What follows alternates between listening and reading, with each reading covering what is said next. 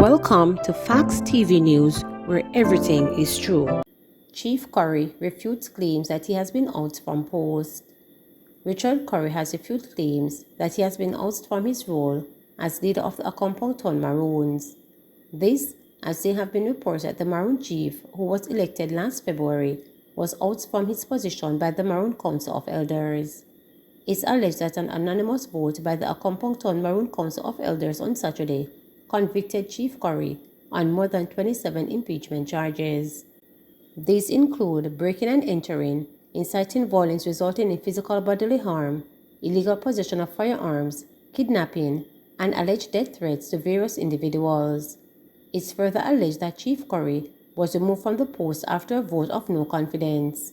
However, in a social media post on Sunday morning, Chief Curry dismissed the claims and described them as fake news. According to Curry, in the constitution of the Accompong Maroons, if an individual is found guilty of an impeachment, certain protocols must be followed, which were not done. He said the circulation of the claims is a bid to overthrow him. Curry advised the public that the process of having leader removed as chief must follow the laws of the Accompong Constitution. In the event of impeachment or removal of the chief, deputy chief, and any of the council members, they will be tried by the Executive Council. The findings of the Executive Council will be brought to the full Maroon Council for review, the release said. If the individual is found guilty, a meeting with the full Maroon Council will be called with the Maroon citizens of the separate state of Accompong to review the findings. A vote will be taken by written ballots from the removal or impeachment of the chief, the deputy chief, or any council members, it continued. He added that there is no provision in the Accompong Constitution affording any council outside the full Maroon Council to execute the laws. In November 2021, Curry denied claims that he was running Accompong like a dictator amid growing tension over his leadership of the historic Maroon village in the hills of St. Elizabeth. The accusations were made after residents complained of being stabbed and gun-butted by one of Curry's security men as they shut down a party in the town, allegedly on orders of Curry. Curry at the time told reporters he was investigating the claims. Curry, who was elected head of the St. Elizabeth-based Accompong Maroons in March 2021, in recent times has been sparring with the government over the 1738 treaty the Maroons signed with the British government. On January 9, Prime Minister Andrew Holness dismissed the rhetoric of Accompong Maroons that they were a sovereign people. Under my leadership, not 1 inch of Jamaica will come under any other sovereignty authority, Holness charged. Alleged gunman killed in shootout with police in Central Village. A man was shot dead and an M16 rifle seized following a shootout between alleged gunmen and the police in section of Central Village in St. Catherine yesterday afternoon. Head of the St. Catherine South Police Division Superintendent Christopher Phillips says the gangsters were fleeing a shooting. He said the incident happened about 4 p.m. in an area just off the Mandela Highway. He is urging residents and motorists to exercise caution while traveling in the Central Village area. Phillips said the police team was patrolling the area when men were intercepted.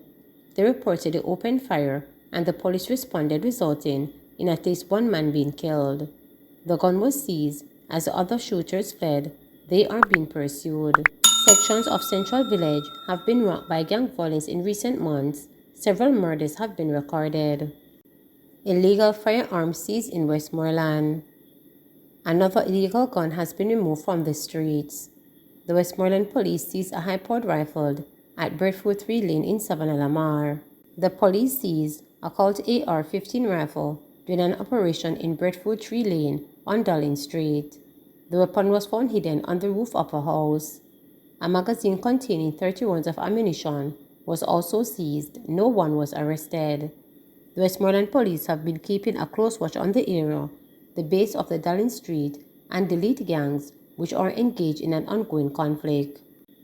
2 women charged, allegedly, after disarming licensed firearm holder and threatening him.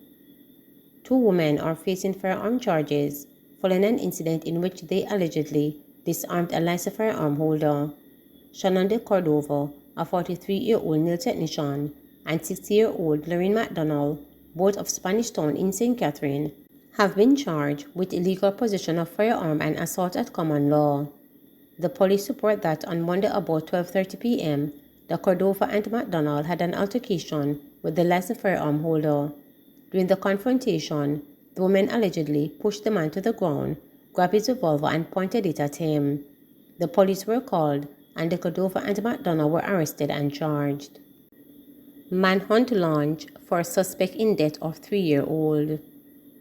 The St. Anne police have launched a manhunt for a suspect in connection with the death of a 3-year-old boy last week. The boy died on Wednesday, just days after he was found with a head wound at his home in Steertown, St. Anne. It is reported that on September 2nd, the child's mother left him in the care of her 24-year-old boyfriend at her home. On her return, she found the little boy with a wound to the head in a semi-conscious state. Reporters were informed that the man told the mother that the child fell and hit his head. The boy was rushed to hospital and later transferred to the Bustamante Hospital in Kingston for emergency surgery. He died on Wednesday. Reporters understand that the 24-year-old man has not been seen since the incident. A senior investigator told reporters that investigators want to question him about the circumstances which led to the child sustaining the head wound. Man with checkered past chased, gunned down. Investigators from Clarendon CIB are on high alert following the murder of 33-year-old Texroy 50 Egbert, a resident of Savannah Cross in the parish. He was shot and killed by armed men on September 10 about 10:30 a.m. Reports are that Egbert, who was self-employed, was shot shortly after he drove to a wholesale in the vicinity of the Texaco gas station in Sandy Bay. As soon as he stopped his silver Toyota Probox motorcar, another car drove up. Several men exited the vehicle and began shooting at him. Egbert ran, but he was chased and shot several times.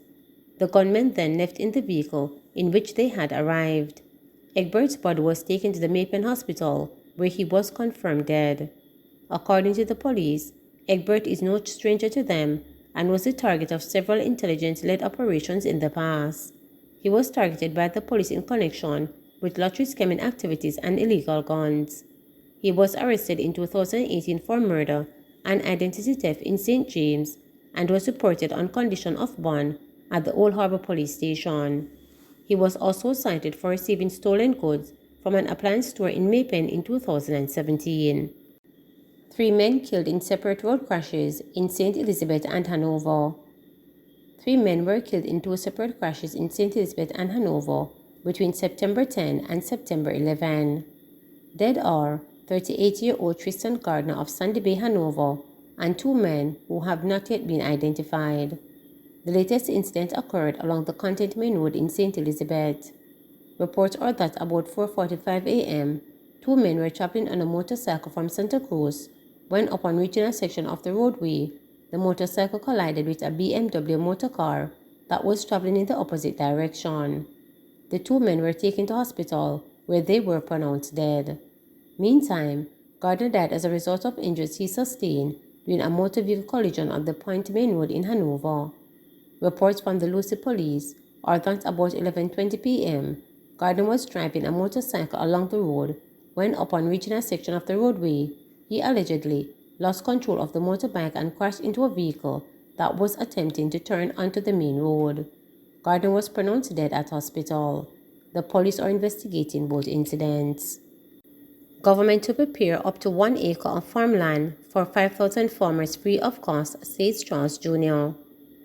Up to 5,000 farmers, particularly those new to the profession, are set to benefit from a $63 million government incentive program that will see up to 1 acre of farmland prepared free of cost. In making the announcement in Parliament last week, Agriculture and Fisheries Minister Perna Charles Jr. says it formed part of the government's continued strategic efforts to improve and strengthen mechanization in agriculture and increase production and productivity within the sector. He said 20 million of the amount that has been allocated to the Rural Agricultural Development Authority through his ministry. We call on all members to urge farmers in your constituency to immediately contact the RADA offices to utilize this facility under our Grow Smart, Eat Smart production program, said Charles. Additionally, as we seek to promote the use of diverse technologies in agriculture, the ministry will be conducting a spray trial pilot in the New Pen and Yales Extension areas using the drones this season. Through this, we expect to use less and get more through greater efficiency in crop spraying, he continued. The minister said the government was committed to strengthening agriculture by providing the necessary equipment and resources for small farmers to succeed. In that regard, we have acquired 1 excavator, 4 pickup trucks, 2 refrigerated trucks, 2 drones, and 2 backhoes that have been handed over to NIC, National Irrigation Commission, and RADA respectively, he disclosed. Further, there are 6 tractors scheduled for delivery in October to increase our ability to support our improved land preparation operations. These inputs are intended to play an integral role in assisting our farmers with the clearing and preparing of farmlands to increase productivity and product yields. RADA has been tasked with managing and operating these inputs and streamlining maintenance services to improve efficiencies and quality of service to our farmers, Charles Jr. added. He said the Grow Smart, Eat Smart national campaign has propelled a wave of change, pushing us to think and act smarter and engage in deliberate approach to reduce waste, increase production, and improve efficiencies towards food security. Please remember to subscribe, like, share, and click the notification bell